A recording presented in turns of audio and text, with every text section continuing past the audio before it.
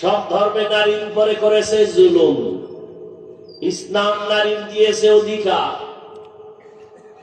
নারীর সন্তান।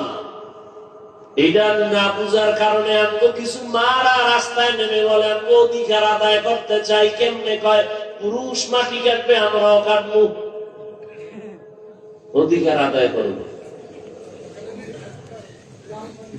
আল্লাহ হেদায়েত দান করুন।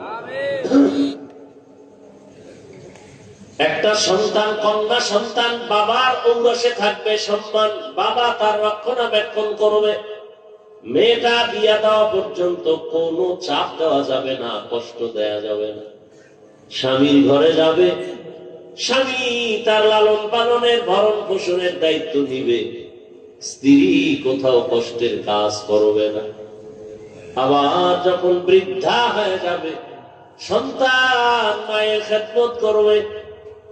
আল্লাহর ইবাদতের পরে মায়ের খেদমত। ওয়া কাযা রাব্বুকা আল্লা তা'বুদু ইল্লা ইয়্যাহু ওয়া বিল ওয়ালিদাইনি ইহসানা।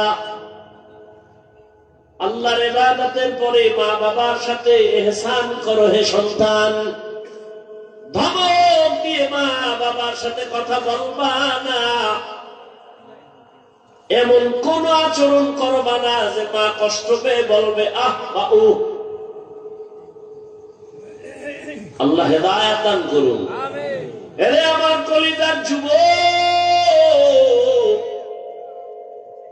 মা বাবার দোয়া ছাড়া কসম আল্লাহ জীবন সফল কারো হবে না। তুমি জানো না ওই মা কত রাত ঘুমাতে পারে না, তোমাকে আমাকে ঘুম পাড়াইতে গিয়া নিজে ঘুমায় না। কি কষ্ট জীবনে মাকে দিয়েছো। মা বাবা শীতের দিন কষ্ট করেছে, তুমি জানো। কত বাবা ছিল গরিব, মনে চাই ইলিশ মাছ দিয়া খানা খাবে, টাকার অভাবে মাছ কিনতে পারে নাই। মা ফল খাবে, টাকা নাই, কিনতে পারে না। আজ টাকাওয়ালা সন্তান, তোমার ঘরে ফ্রিজে কত মাছ কত ফল, কিন্তু কি লাভ হবে? যারা আফসোস করেছে তারা সাদা কাপড়ের প্যাকেট হয়ে আছে, চাইলেও আর খাওয়াইতে পারবা। ওই মা বাবা যার বেঁচে আছে, এই রত্ন হারাইও না রে যুবক। ওই মা বাবার থেকে দোয়া নাও, কপাল খুলে যাবে। জাকির নায়েক একজন ডাক্তার, আর আমার দেশের তাসলিমা নাসরিনও একজন ডাক্তার। গোটা দুনিয়ার মানুষ জাকির নায়েকের জন্য পাগল। টাকার গরমে, ক্ষমতার গরমে। আর তাসলিমা নাসরিনের জন্য মানুষ ধিক্কার জানায়। ও মইরা গেল, লাশটা বাংলাদেশে আসবে না। ভাইরা আমার, আল্লাহ তাআলা বলেন, রহমতের নবীকে দুনিয়ায় যখন আমি পাঠাইলাম, মক্কার অবস্থা বড় খারাপ। এতটা করুণ এই মক্কার মানুষের চরিত্র, এত খারাপ। কন্যা সন্তান পছন্দ করে না। কন্যা হলে বাবা পাগল। কত বাবা আপন কন্যাটার গলা টিপে দুনিয়াতে পাথর চাপা দিয়ে মেরে ফেলেছে। অথচ তাকায় দেখছি, যার ঘরে ছেলে আছে মেয়ে আছে, খবর নিয়ে দেখে একটা ছেলের অন্তরে যেই পরিমাণ বাবার প্রতি মায়া ভালোবাসা, এর থেকে শতগুণ মায়া একটা মেয়ের অন্তরের ভেতরে চলে। মা বাবা অসুস্থ হয়ে গেলে ছেলে বলে সুস্থ হয়ে যাবে, আর মেয়েটা যদি শ্বশুর বাড়ি থাকে পাগলের মতো কান্না করে, আমার আব্বার কি হালাত। পাগলের মতো দৌড়ায়, আমার আব্বা অসুস্থ। ঘরে থাকতে চায় না, পাগলের মতো হয়ে যায়। রহমতের নবী বলেন, আমিও চার কন্যার বাবা।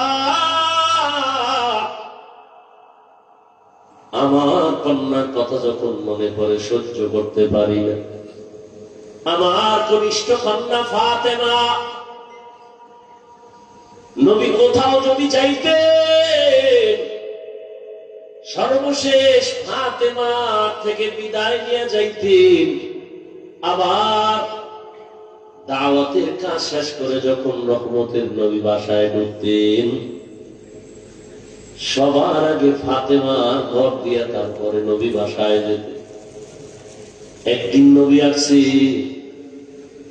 তার নাতি হাসান হুসাইনের খবর নাই, ফাতেমার খবর নাই। আজ নবী ঘরের দরজায় সালাম দিছে, আসসালামু আলাইকুম ইয়া আহলাল বাইত। ঘরের থেকে কোনো আওয়াজ নাই, নীরব নিস্তব্ধ। ও পর্দার আড়ালের মা বোনেরা ভালো করে শুনেন, রহমতের নবী ফাতেমার বাড়ির দরওয়াজায় দাঁড়িয়ে সালাম দিতেছেন, কোনো জবাব নাই। আবার আওয়াজ দিলেন, আসসালামু আলাইকুম ইয়া আহলাল বাইত। ও ঘরওয়ালা, দরজা খোল। এখনো কোনো আওয়াজ নাই। মায়ার নবী আবার পেরেশান হয়ে গেলেন, নাকি আমার নাতিও মারা গেল না, আমার ফাতেমাও মারা গেল। আবার আওয়াজ দিলেন, আসসালামু আলাইকুম ইয়া আহলাল বাইত। ঘর থেকে আওয়াজ আসতেছে ফাতেমার কচি কণ্ঠ। রহমতের নবী, ঘরের মধ্যে চুপচাপ বসে আছি, দয়া করে আজ দেখা দিয়েন না, আপনার সামনে দাঁড়াবার মতো কোনো কাপড় আমার নাই। রহমতের নবী কান্না করে। রহমতের নবী একটা চাদর দিয়ে কয়, মা চাদর পরে আসো। দরজা খুলে দেখে সামনে মাটির উপরে ফলরে নাতি হাসান একদিকে ঘুমায়, হোসাইন একদিকে ঘুমায়।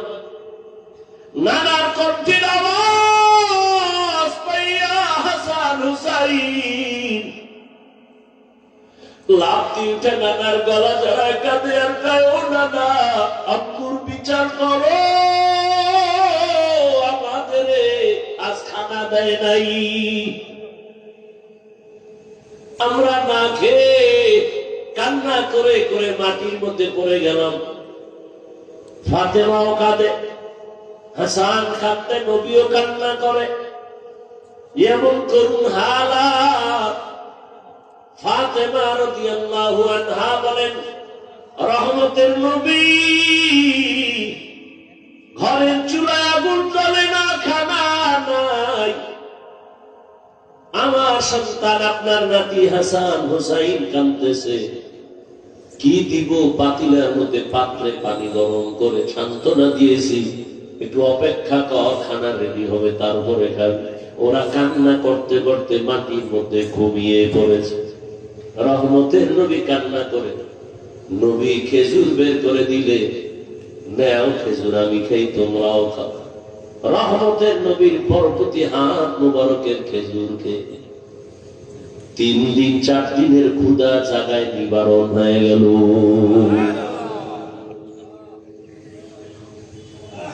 আল্লাহ তাআলা বলেন, রহমতের নবী আসছেন মক্কা নগরীতে।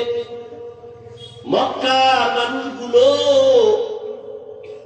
এখনো তাদের ওই চরিত্রের কোনো ভালো দিক এখনো আসে নাই।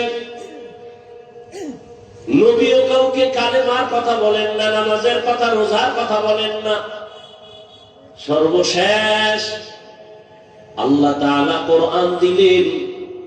40 বছরের পরে রহমতের নবী কোরআন পেয়ে দাওয়াতের কাজ শুরু করেন আর মানুষকে বলে, এক আল্লাহর ইবাদত করো, আল্লাহর কাছে মাথা নত করো, ইবাদত করো, মূর্তি পূজা ছেড়ে দাও।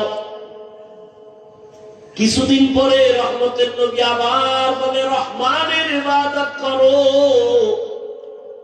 মুশরিক বেঈমানেরা কয়, ও আব্দুল্লাহর সন্তান, এতদিন তুমি তুমি এক আল্লাহর কথা বলেছো, আজ আবার তুমি রহমানের কথা বলো।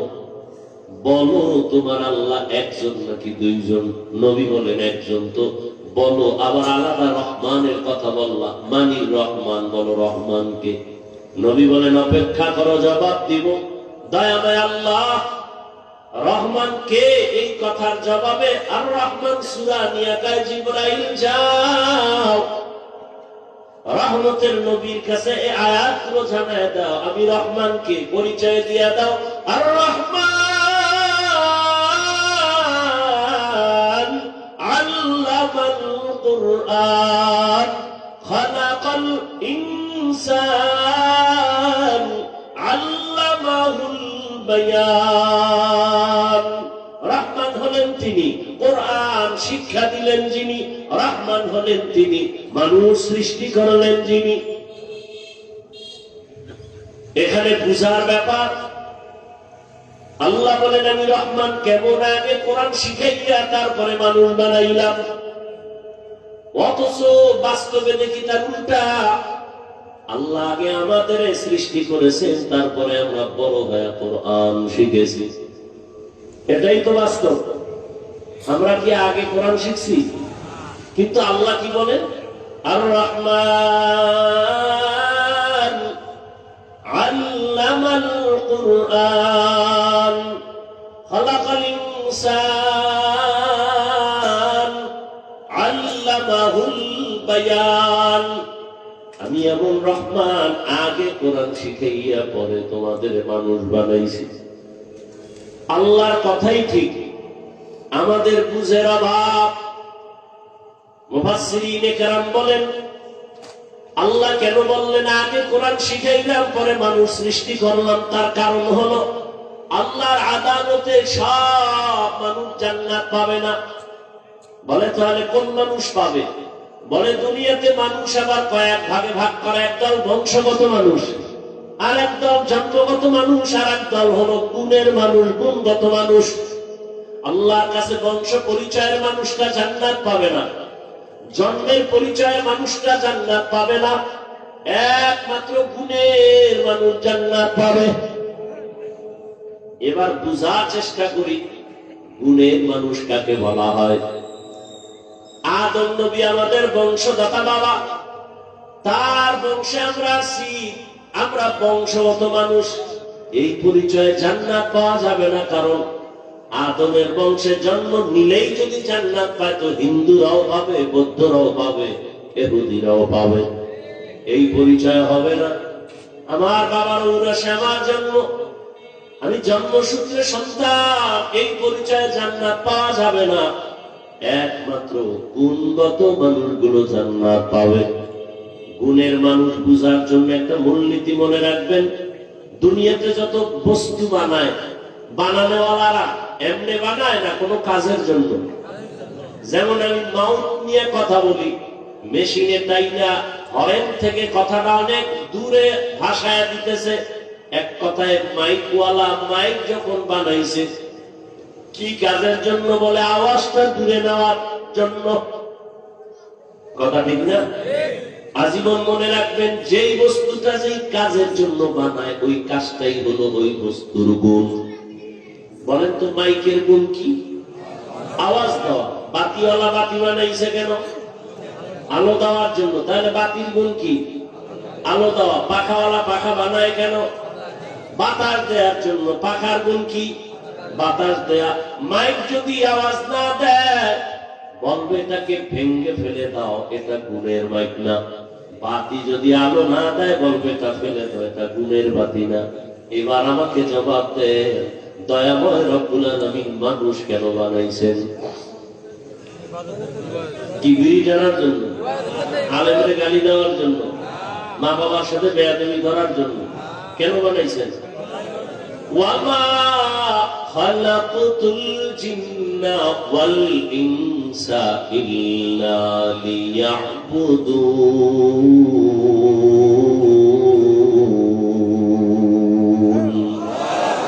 মা খালাকতুল জিন্না ওয়াল ইনসি বাখা জুজ ইবাদত লিস্তে মাকসুদ আজ্জাহা। দয়াময় আল্লাহ মানুষ বানাইছেন ইবাদতের জন্য। কোন কাজের জন্য? ইবাদত। অতএব মানুষের গুণের নাম হলো ইবাদত। আল্লাহ ইবাদতের জন্য মানুষ বানিয়েছে। ভালো করে খেয়াল করেন, তাহলে মানুষের গুণের নাম। এখন এই ইবাদতটা কি মন গড়া না কোনো নিয়ম আছে? আছে, আছে। ভাই নিয়ম জানতে হলে কোথায় যাও? বলে কোরআন ধরো। সব নিয়ম কোথায় আছে? কোরআন বুঝি না কেমনে? কয় হাদিস ধরো। কোরআনের ব্যাখ্যা হাদিস। বলে কোরআন হাদিস কিছুটাই পারি না। বলে কোরআন হাদিস বুঝার জন্য উলামায়ে কেরামের কাছে যাও। উলামায়ে কেরামের থেকে কোরআন হাদিসের ব্যাখ্যা যায় না, নিয়ম অনুযায়ী ইবাদত করলে তুমি গুণের মানুষ। গুণের মানুষ হলেই তুমি বিনা হিসাবে জান্নাতি। এই দিকে ইঙ্গিত করে আল্লাহ বলেন, আর রহমান আল্লামাল কুরআন খালাকাল ইনসান। আমি রহমান কোরআন শিখাইয়া মানুষ বানাইছি। অর্থাৎ যারা কোরআনের নিয়ম জাইনা ইবাদত করবে তারা গুণের মানুষ, এরা জান্নাতি। তাহলে গুণের মানুষ হতে হলে লাগবে কোরআন, কোরআন বুঝতে হলে লাগবে হাদিস, হাদিস কোরআন বুঝতে হলে লাগবে ওলামা।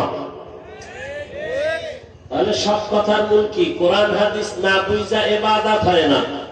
ইবাদত না করলে গুণের মানুষ, গুণের মানুষ না হলে জান্নাত কপালে আসবে।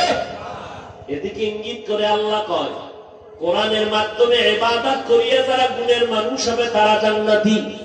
আল্লাহ বলেন, এদিকে ইঙ্গিত করে বললাম আমি আগে মানুষ বানাই নাই, আগে কোরআন শিখায় তারপরে মানুষ বানাইছি। ও আল্লাহর বান্দারা, এই গুণের মানুষ তৈরি হওয়ার ফ্যাক্টরির নাম হলো মাদ্রাসা। সারা দুনিয়ার বেঈমান আর মুনাফিকরা পাগল হয়ে গেছে, মাদ্রাসা তালা লাগাও, মাদ্রাসা বন্ধ করো। এইবার শিখবে কি? শিখবে স্কুলে কি? সরওয়াতে আযান, সরায়াতে আফা, কথা বলে। আর মাদ্রাসায় কি পড়ে? সরওয়াতে উযু, সরায়াতে আল্লাহ। ঠিক নেই? হ্যাঁ, স্কুলে পড়ো বাধা নাই, কলেজে পড়ো বাধা নাই, ডাক্তার হও, ইঞ্জিনিয়ার হও, প্রফেসর হও। তবে আদর্শ গুণের মানুষ হতে হলে উলামায়ে কেরামের ছোঁয়া লাগাও। উলামায়ে কেরামের ছোঁয়া পাইয়া স্কুল কলেজের ছাত্ররা নামাজি। বলেন, ডাক্তার, প্রফেসর, ইঞ্জিনিয়ার, আলেম ওলামাদের ছোঁয়া পেয়ে 5 ওয়াক্ত নামাজি আসেনি। অতএব স্কুলে পড়া খারাপ। কত যুবক রাস্তায় গাড়ি চালায়, নামাজ পড়ে নাই? নদীর মধ্যে মাছ ধরে নামাজ পড়ে, কৃষি কাজ করে নামাজ পড়ে, র্যাব, আর্মি, পুলিশ, বিডিআরের চাকরি করে নামাজ পড়ে। ও পর্দার আড়ালের আম্মা জান, আপনার মতো কত মা, কত বোন এই এলাকায় আছে নামাজি পর্দাওয়ালা নাই? এবার তাদেরকে বলবো, যারা পর্দা করেন না, নামাজ পড়েন না, দাড়ি রাখেন না, ও যুবকেরা, আপনার কপাল এত খারাপ কেন? আপনার মতো যুবকটা যদি রাস্তায় গাড়ি চালায় নামাজ পড়ে, কলেজে পড়ে নামাজ পড়ে, ডাক্তার নামাজ পড়ে, আপনার কপাল কেন খারাপ? ও মা, আপনার মতো মা যদি নামাজ পড়তে পারে, আপনি কেন বেপরদায় রাস্তায় ঘুরেন, মার্কেটে দৌড়ান? এখনো সময় আছে, গুণের মানুষ হইয়া কবরে যান, সন্তানটাকে কোরআন পড়ায় আদর্শ ডাক্তার বানায় দেন। ও যুবক, মা বাবার দোয়া নিয়ে ডাক্তার হও, জীবন ডাক্তার জাকির নায়েকের মতো হবে। আর যদি বেয়াদবি করো মা বাবার সাথে, আলেমদের সাথে, শিক্ষকের সাথে, তাসলিমার পরিণাম ফল হবে। এখনো সময় আছে, তওবা করো, মনে মনে আল্লাহকে বলো, আর নামাজ ছাড়বা না, দাড়ি কাটবা না, বেপরদায় চলবা না, মা বাবার দোয়া, শিক্ষকের দোয়া, উলামায়ে কেরামের দোয়া নিয়ে চলবা, নবীর আদর্শ মেনে চলবা। মা বোনেরাও তওবা করেন, আর বেপরদায় চলবেন না। সন্তানটাকে কোরআনওয়ালা বানাবেন, ডাক্তার, ইঞ্জিনিয়ার বানাবেন, পর্দা করবেন, স্বামীর মাল হেফাজত করবেন। মুরব্বীরাও তওবা করেন, আর নামাজ ছাড়বেন না, বেপরদায় চলবেন না। সন্তানটাকে আদর্শ ইঞ্জিনিয়ার, প্রফেসর, ডাক্তার বানাবেন। তওবা করার মতো যদি অন্তর থাকে, মুনাফিকি না থাকে, খাঁটি তওবার নিয়তে দুটো হাত আল্লাহকে দেখায় দেই। আল্লাহ হাতগুলো কবুল করে নেন, তওবা কবুল করে নেন, তওবার উপরে মজবুত হয়ে চলার তৌফিক দান করেন, আমিন।